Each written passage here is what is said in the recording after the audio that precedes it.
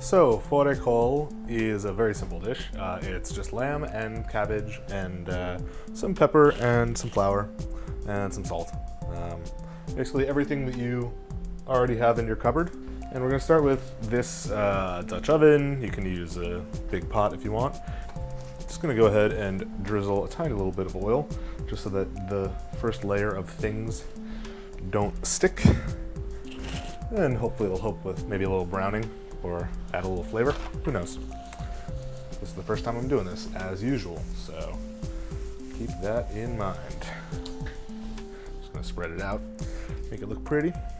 All right, so here I've got 2 pounds, or I guess kilos, of lamb with bone in that I chopped up into bite-sized morsels. So the idea here is we're gonna make some layers, starting with lamb. So maybe 5 pieces. I've got a whole head of cabbage that I've wedged into little boats.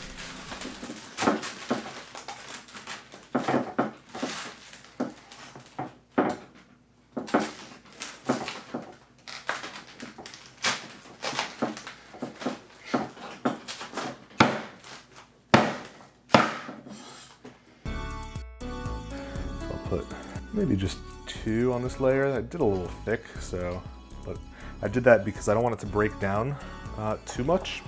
Still want a little bit of a bite when you are done with this, rather than turning it into just a soupy mess, sort of. Now, on top of that layer, we're gonna take some whole peppercorns, sort of spread them out, maybe 2 pinches or so. A little bit of salt.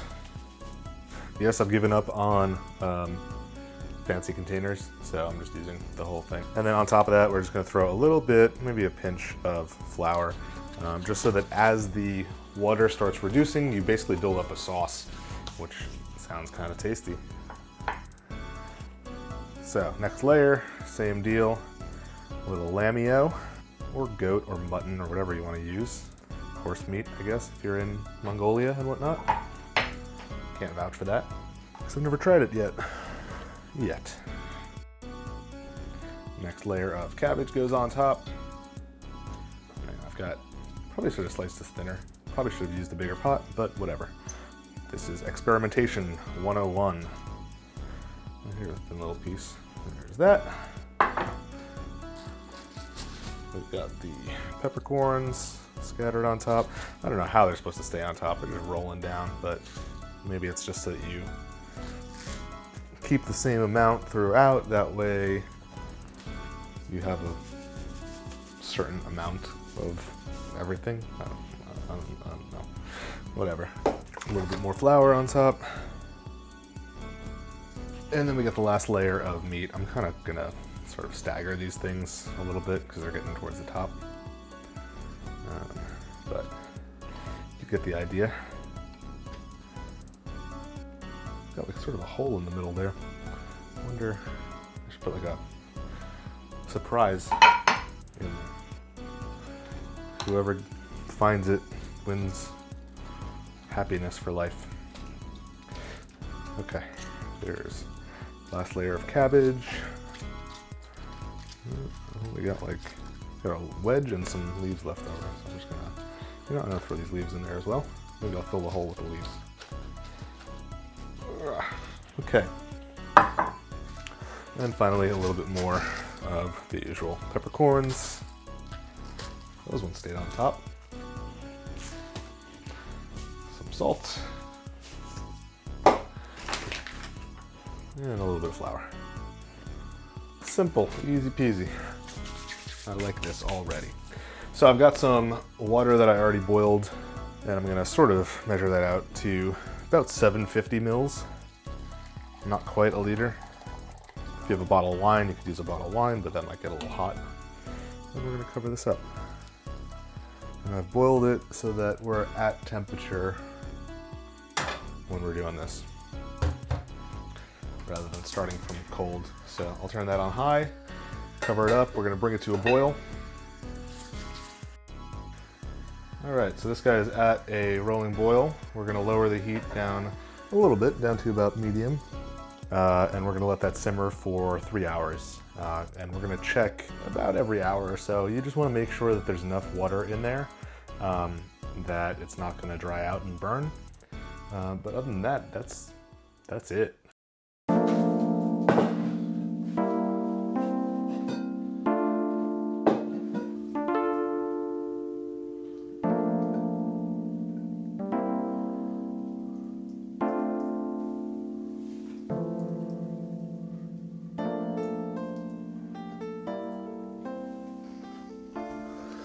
All right, so this has been going for 3 hours or so, and the meat is super tender. So let's dig right in and just cut it with your fork, which is ideal.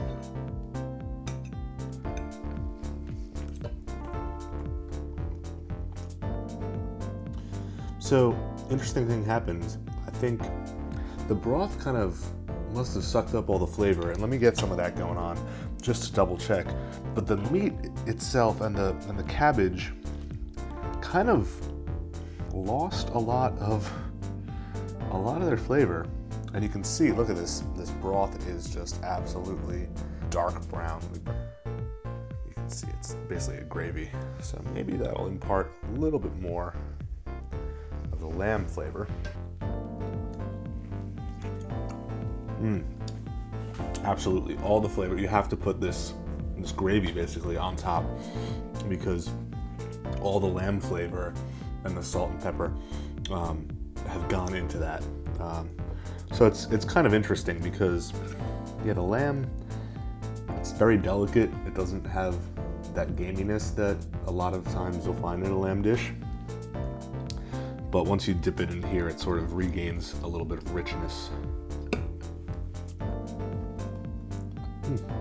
But overall, the flavors I'm getting are, you know, what you'd expect from lamb and cabbage, which is lamb and cabbage. Definitely a good winter hearty kind of meal. Although, as one of the viewers in a previous video mentioned, the 3 hours is not necessary for doing this sort of thing. I don't have a pressure cooker, but if you do, I'd recommend trying it out in there because I bet you get it done in maybe 45 minutes to an hour. I don't know how that stuff works, but if you can shave off that time, do so, because unless you've got 3 hours to kill to cook a stew of cabbage and lamb, then it's best to just let the machinery do the work.